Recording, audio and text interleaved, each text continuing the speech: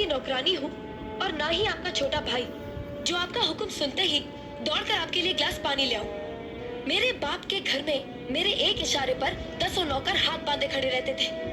ये मत भूलिए कि मैं एक अमीर बाप की एकलौती बेटी हूँ। आप तो उम्र में बड़े हैं ना, किससे किस तरह की बात की जाती है इतनी तमीज तो आपको आनी चाहिए।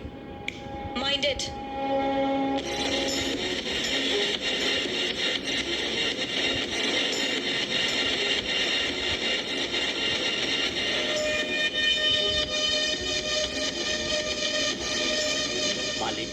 छोटी बहू की बात का बुरा मत मानना, नादान है, बच्ची है। गलती हमारी है मुनीम जी, हमने ऐसी लड़कियों को काम करने को कहा जिसे काम करने की आदत ही नहीं है।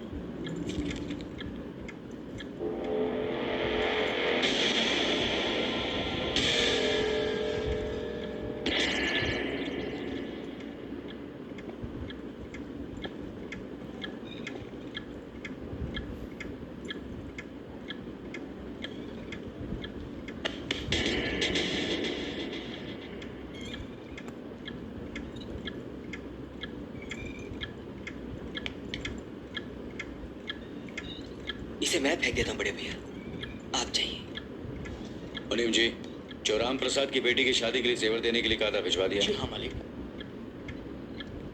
शहर में रहकर यही बदतमीजी और ओछी हरकतें सीखी आपने? अपने से बड़ों का लिहाज करना नहीं आता आपको?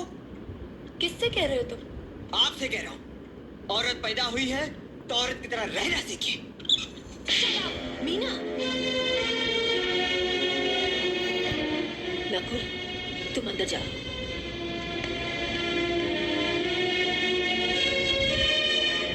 पागल हो गई हो तुम? औरत होकर एक मर्द पर हाथ उठाती हो? इतनी ऊंची घराने की बहू होकर ऐसी नीच हरकत, शर्म नहीं आई तुम्हें? कौन सा ऊंचा घराना ये, जहाँ सिर्फ एक आदमी राजा है और बाकी सब उसके गुलाम? मीना, चिल्लाइए मत। आप मेरी सास नहीं है। जिस तरह आप इस घर की बहू है वैसे मैं भी हूँ। बहू हो तो बहू की मर्यादा में रहो। मर्यादा की रस्सी में तो आप जैसी जाहिल और गवार औरतें बनती हैं। मुझ जैसी पढ़ी लिखी मॉडर्न जमाने की लड़की नहीं। Uneducated idiots. Excuse me. I'm not an illiterate. I'm a graduate from the University of Allahabad. I am aware of the modernization of women, but I have not forgotten my culture, my customs, my traditions and my values. And most of all, I'll never ever forget that I am an Indian woman. Modern जमाने की औरत भी औरत ही होती है। उसे भी मर्द ही ब्याह कर ले जाता है, मर्द को ब्याह कर बो नहीं ले जाती। जमाने ख्याल और लिबास बदल देते हैं, औरत की शरीर की बनावट नहीं। लोग तुम्हारे ख्याल की लड़कियों को लज्जत का सामान भले ही समझते हो, इज्जत के काबिल कोई नहीं समझता।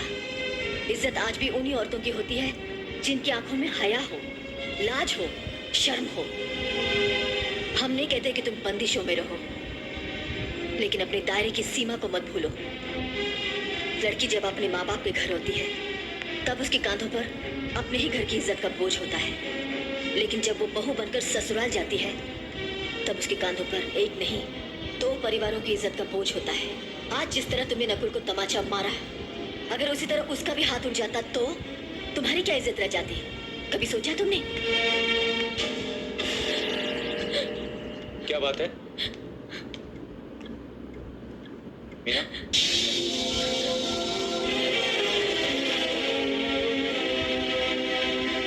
क्या हुआ भाभी? हाँ, कुछ नहीं। मीना कह रही थी कि उसे खाना बनाना नहीं आता। हमने सोचा कि 2-4 खरी खोटी सुनाने से ही सीखेगी, तो सुना दिया। बस रोने लगी। क्यों अर्जुन, हमें तुम्हारी बीवी को डांटने का भी हक नहीं? क्यों नहीं, आप हमारी भाभी माँ हैं। आप मार सकती हैं, डांट सकती हैं, कुछ भी कर सकती हैं।